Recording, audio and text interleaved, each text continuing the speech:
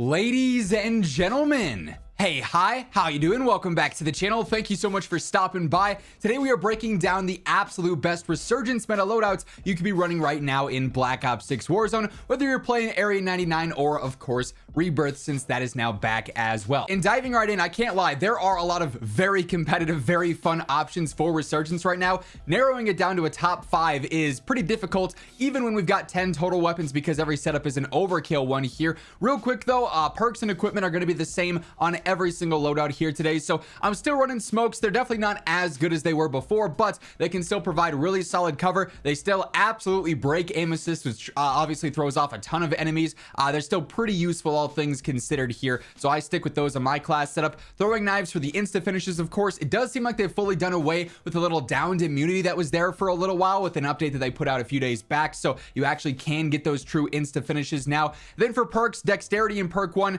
pretty clutch here, reducing weapon motion when sliding, jumping, and diving, and you get less fall damage. Love all of that, obviously, for more aggressive gameplay. Quick fix is great here. Sprinter is also really good for infinite tack sprints, so you can sort of bounce back and forth with each of those. Then also gung ho, reduce movement penalties when reloading or using equipment, and reload while attack sprinting, obviously a huge one there as well. But now we can just focus on weapons for the remainder of the video. And first up here, as I switch over to this other face cam so you guys can actually see attachments here, we got the Kar 98K, which actually has a really solid one-shot range, super aggressive as well. Like the ADS is so snappy on this thing. And I pair this with a Jackal, a great sniper support, fast TTK close range option. Now on the Kar here, because this is an MW3 weapon, there are some strange things going on with it, especially with attachment compatibility, right? So initially, first up here for the scope, this is largely preference based. Like if you want to use a 2.5 times, or you want to use an Antlers CAS 14 or whatever you're comfortable with, always go for that. Personally, I really like the feel of the Antlers AS7. This is what I ran a lot during MW3 Warzone. I'm just super comfortable with this scope at this point.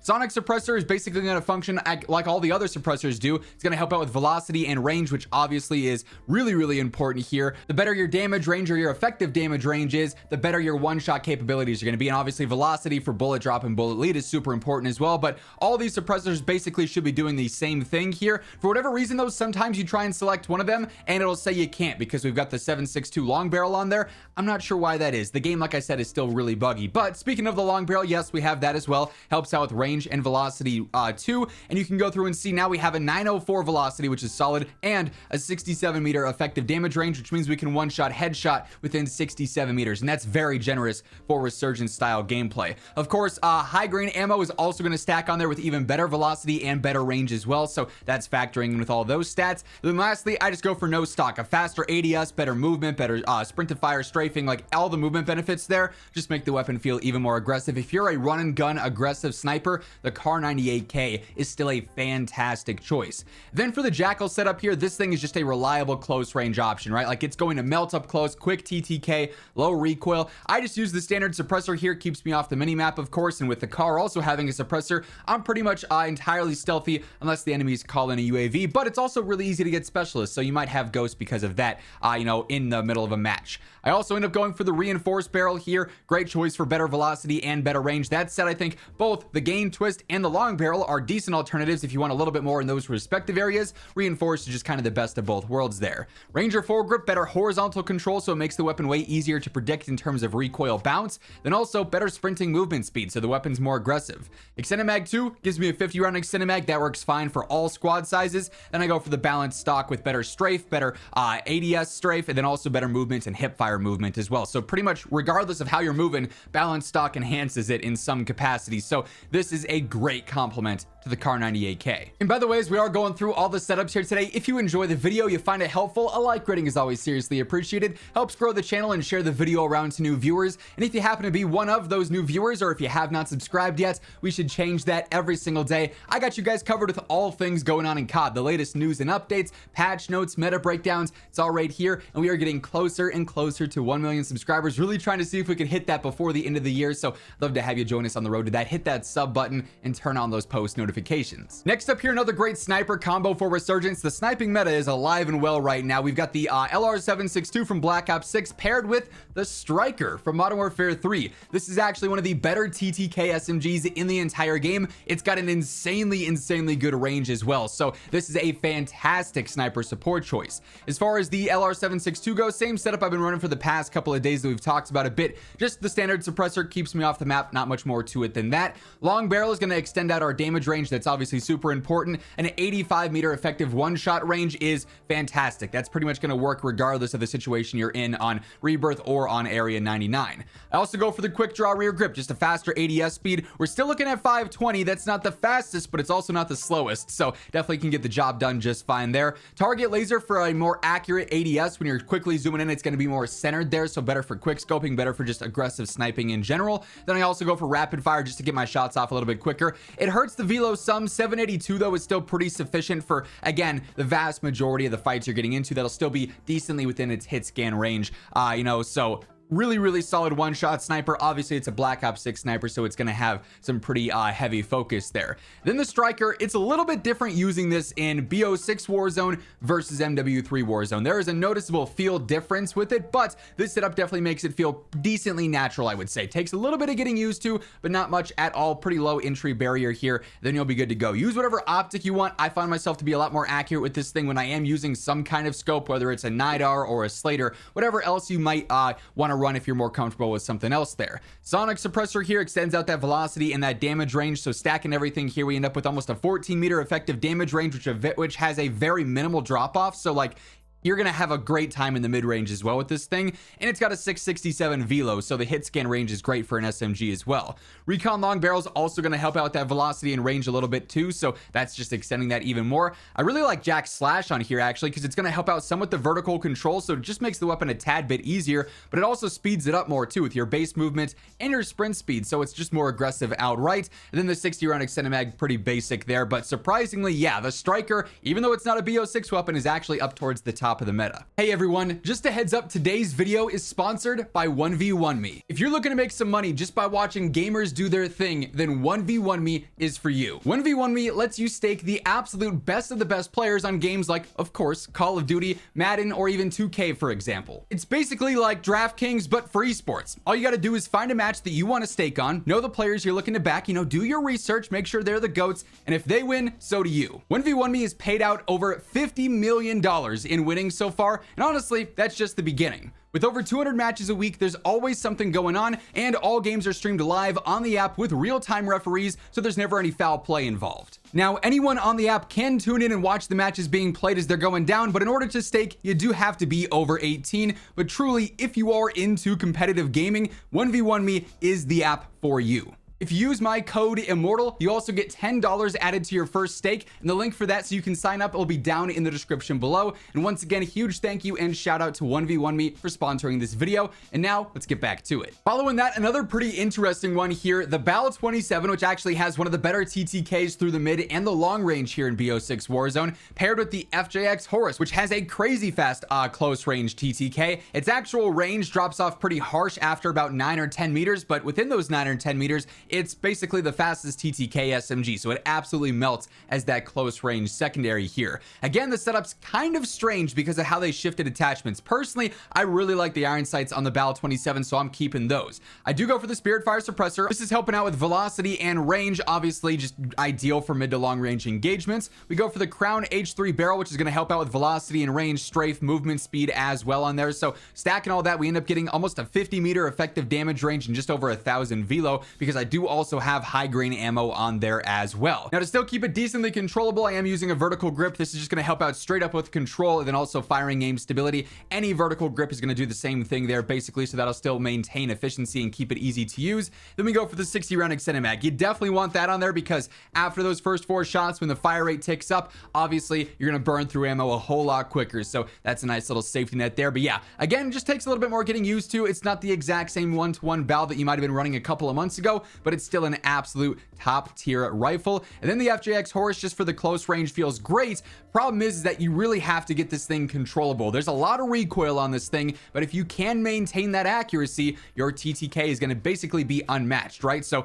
again, I find myself to be way more accurate with an optic in this case. Don't really love the irons, so I go for the NIDAR. I also go for Quartermaster Suppressor here. This is based around control. Obviously still keeps me off the radar. It does hurt your mobility a little bit. It's not the end of the world, especially when you are just like pre-aiming a ton. It's got decent strafe, like you'll be okay. Just got to get used to it there. Sin 9 long barrel extends out that range and that velocity a bit more efficiently than something like high grain would. So we're out to almost a 10-meter effective damage range. 576 for our velo is more than enough for where you're realistically going to want to take fights, at least where this is the most efficient. Jack Slash here as well still keeps me accurate, but also keeps the weapon easy to use. It did yell at me when I tried to put this on and said, hey, you can't do that with your barrel and muzzle, but it let me put it on anyways, so I kept it. Also 60 round extended mag on there. Definitely a faster fire rate, so 60 is a much better safety net than 48 in my opinion. Definitely worth upgrading to that once you go through and level. But yeah, the FJX Horus, also another absolute melt machine. Now another great combination, the SVA 545, one of the best mid-range weapons in the game. Also, you can flip it into hyper burst and it'll have no recoil over long range in terms of TTK. It's going to be holding its own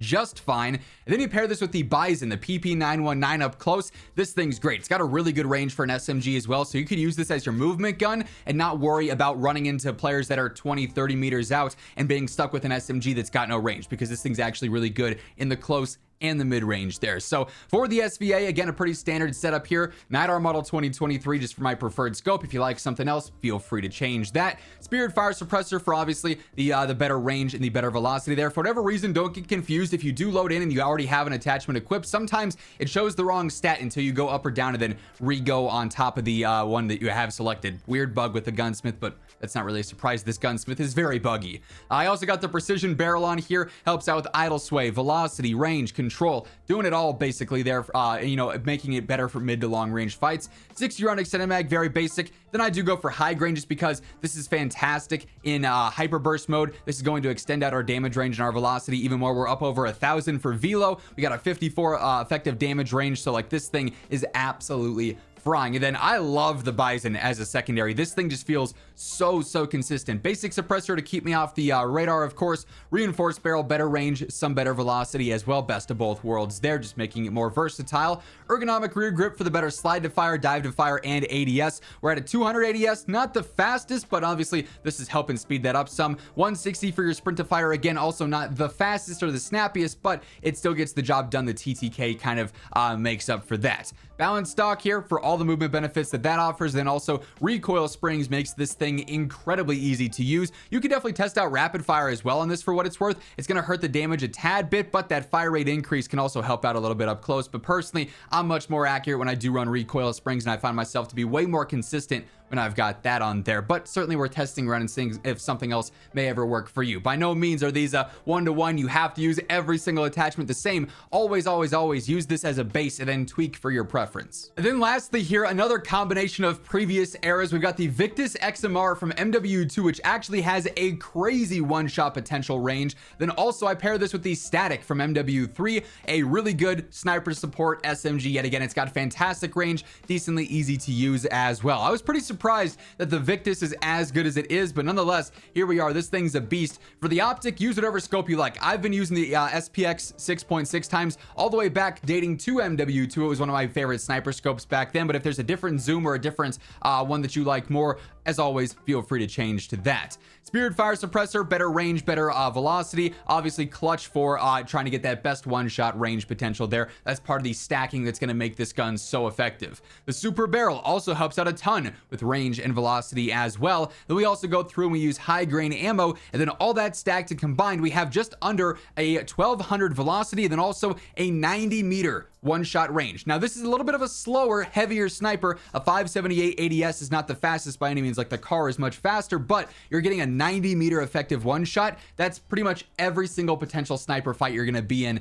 you know, depending on it, unless you're on like the very edge of the map fighting in, or you know, vice versa there. But that is crazy efficient. And then lastly, I just go for the Rise 50 stock. It helps out with that ADS speed a little bit more than some other attachments, so keeps it at least a little bit aggressive. But yeah, the Victus is a heavy hitter right right now in the Warzone meta. Then the static, you can kind of mess around with the builds here. It's again a kind of an awkward one, but I go for Nidar just for a scope preference there. Sonic Suppressor, better range and better velocity, and just because we're getting better velo out of that as opposed to using a compensator or a quartermaster for better control, I do use the skeletal vertical grip just for some recoil there to keep this thing easy to use. I also use the light stock just for some better movement here. It gives me a tad bit for ADS, base movement, sprint speed, strafe speed there. I've tried no stock and I didn't really like the feel of the gun in terms of like control and everything there.